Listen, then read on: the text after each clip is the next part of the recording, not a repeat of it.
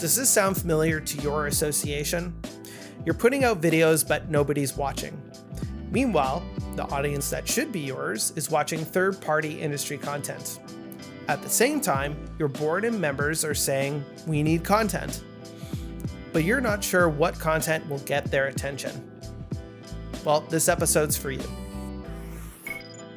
Hello, everyone, and welcome to Association Amplified Podcast, where we explore solutions to bridge the member value gap, the biggest threat facing associations today. Today's guest is Kristy Devantier, Director of Account Management at Worker BTV. Kristy, thanks for being back on the podcast. No problem, Marcus. I'm happy to be here. Awesome. So we have to ask ourselves, how can our association compete when there's so many organizations online, all producing content in our industry, competing for the eyeballs, attention, and ultimately value proposition from our members?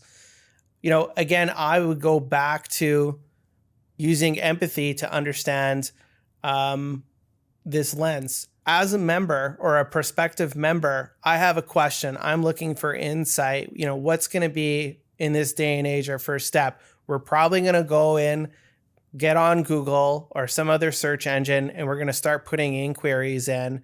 And in that environment, we have so many organizations that have gotten good with SEO, and they're going to be the first ones, if you're not participating, showing up, and they're going to be the one to lead the conversation.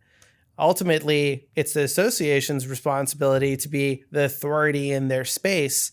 But here's the thing. There's no better organization out there than an association to lead the charge in terms of what's relevant to their members, their prospective members, and just like their industry more widely.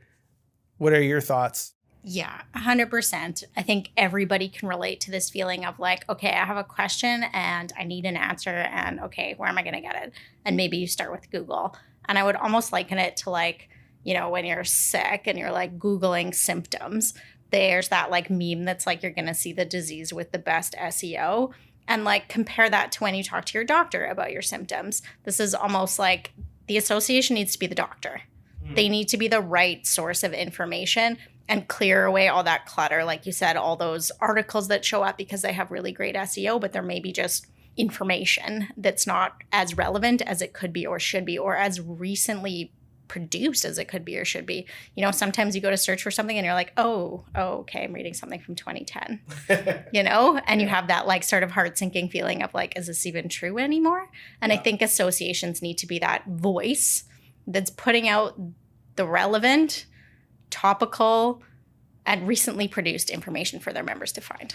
Yeah, super important point. I mean, again, if we go back to being in the first person perspective, people don't want to go through and comb through relevant information that's on point that they can trust. Like, no one enjoys being in that experience, especially if you have a problem to solve, right? Especially if you're trying to grow in some area of your profession or your business, right? You want to be able to essentially go to a source that's done the work that you trust, right? The work's already been done. It's just a matter of you going and consuming it. And again, to reinforce both the problem and how associations can compete is most content out there is just meant to get eyeballs. It is not actually designed around delivering useful value. It is just mostly a competition of eyeballs. So this is in total opposition to what an association stands for and against their mission statement, which is, hey, we're here to make our members' lives better, essentially. If we're going to take all mission statements and put them into one general statement. So, okay, let's dig in a little bit deeper. We kind of understand what the landscape is. We've touched on what the member is looking for and perhaps a little bit about what that experience is. So, Kristy, what is your thoughts on how an association should even start thinking about content strategy, and essentially where do they begin? Right. So we've talked about the problem here that there's just so much information on the internet, and the association has the opportunity to be that authoritative voice. So I think the association really needs to think about, am I releasing this content? Am I releasing it somewhere where my members can easily find it? Am I releasing it in the right format for them to easily consume? It can be as simple as, making sure that if you post a really long article, that perhaps you also record it so that somebody can listen to it. We see places like the New York Times give you that option. I can read the article or I can listen to the article. This might be so important for members in your industry that are, only have a 30-minute commute every day to consume this information. They really want it. They really need to know, but you have to deliver it to them in a way that they can consume it and find it. Yeah, absolutely. Making it easy to find is a big one. I mean, it's no secret, should be no secret to everyone that often associations are thinking about their initiatives in a very department-centric way. And that often is expressed either in terms of the way the website is organized or deorganized, if I'm going to be a little bit sassy, but also just like the liberal use of using other platforms to publish content, which like comes from a good place and is very easy to find, or easy to get to rather. And what I mean by that is, okay, if we're being very serious about, we want to produce content with a good cadence, which is a whole other topic we should unpack sometime. It's so easy to go, oh, well, let's just put it on YouTube. Yes. And that makes total sense, right? On the surface, because, hey, it's the second biggest search engine in the world.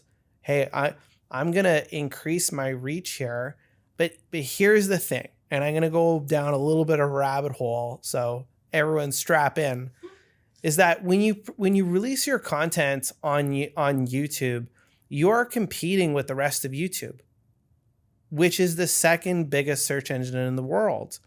And it's not just as simple as, say, competing for, say, rankings in Google search.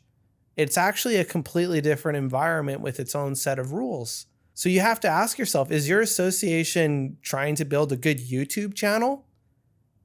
Or are you actually just trying to increase your reach? Or are you just trying to put out content that's valuable to members and prospective members? And if we're trying to do the latter there, what do we want them to do next? Like, where should they be? What should they have watched that content, and what should have they associated with? Well, it should be associated with your organization. We need to connect the dots between the content that you're producing and ultimately your value proposition, right? And there's no better way of doing that than making your website the destination and not having people jump through hoops, hoping that because they watched a video on YouTube, that they're just going to end up going to your website and clicking on the membership page. If we're producing content and we're across our whole strategy and it's all leading back into our website, what are the chances now that people go, oh, what is this organization that's like putting out all this relevant stuff? What are the chances that they're going to go and they're going to click on that membership page and learn more about the organization? Yeah, absolutely. So many important thoughts there in terms of, if you put it on YouTube, maybe more people will find it. Are they the right people that are finding it? And if they're finding it on YouTube, you have no control over what happens next. Random videos popping up, cat video, whatever. It's all happening in YouTube. They're coming to your website because your website is the destination and you've established that as the credible place to go. Not only do they start to associate you with the great content instead of associating the great content with YouTube, you have control over what happens next. Send them to the membership page. You can show them more relevant content around it. Suddenly you're the one in control of not only establishing yourself as an authority, but of guiding that member or prospective member on their journey to finding the right information. Yeah, and on a more tactical level, every piece of content, like you want that reinforcing the domain authority of your website, right? You want all that time and energy that you're putting into your content strategy to benefit your website. Like we have to ask ourselves, like, what is the website worth to us, right? Like think of it as a physical object almost, right? do we want to improve the value of this thing? Do we want the home of our value proposition to reach more people? I mean, the obvious answer is yes. And every single piece of valuable content that you're not going to be centralizing and making it easy to find on your website is really doing your organization a disservice. Every piece of content is an opportunity to expand your reach, end up in people's searches, and you increase essentially the effectiveness of your marketing plan, right?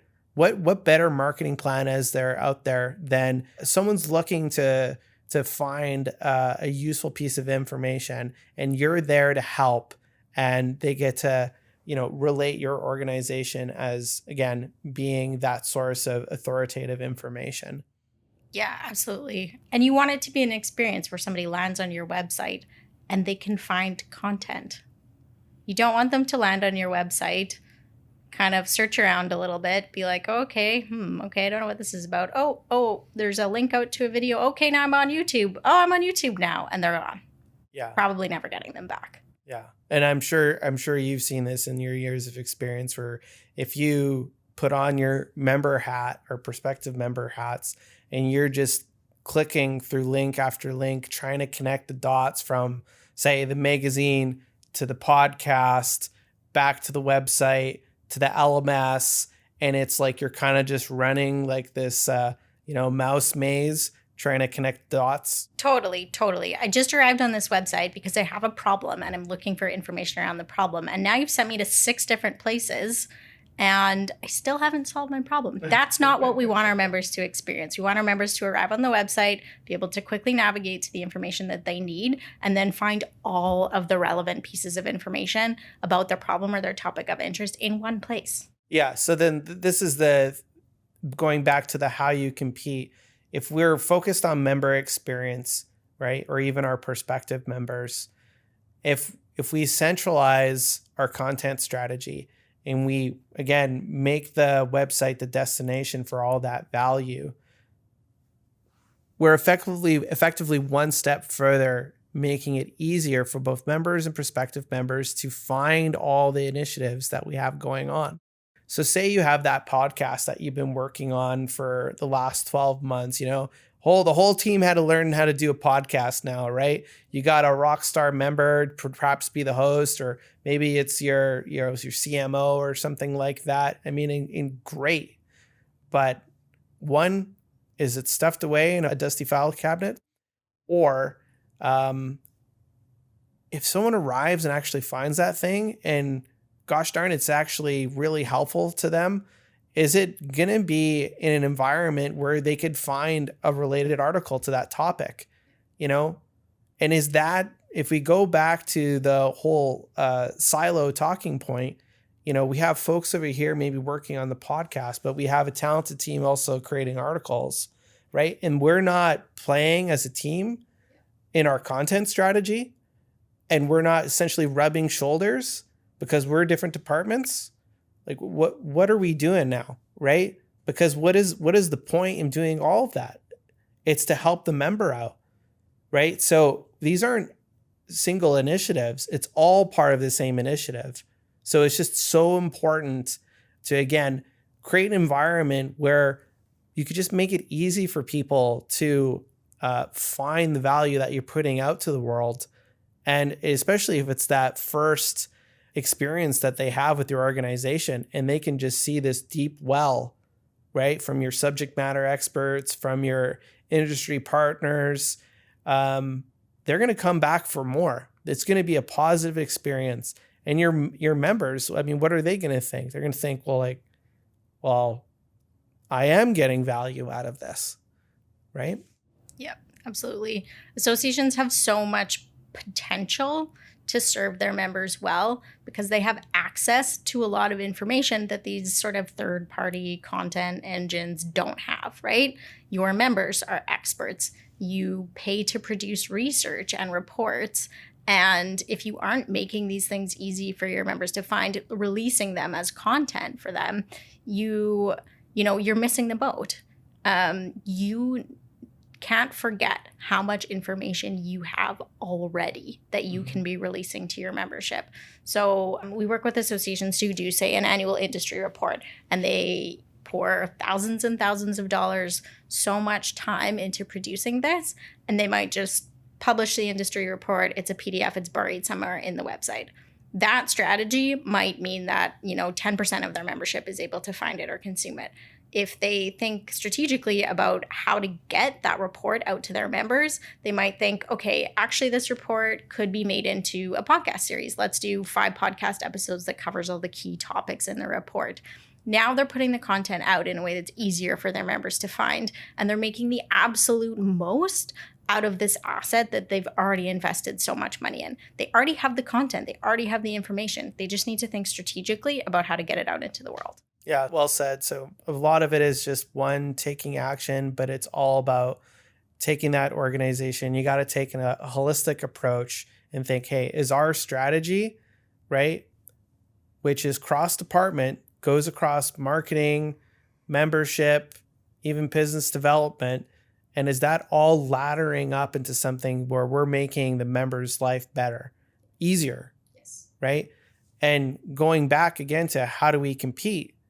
I'm just a firm believer. If we're putting our priorities into the member, we outcompete. We outcompete. Because why? Because we're focused on value at that point. And if there's in-demand commodity in the world today, it's trusted sources of information. Yes. Right? So associations are just in an amazing position to be that shining beacon on the hill, right? So it's just a matter of getting the team together and rallying around a strategy that you can get behind and execute on. Absolutely. Make the best out of all of this research, all of the information that you already have.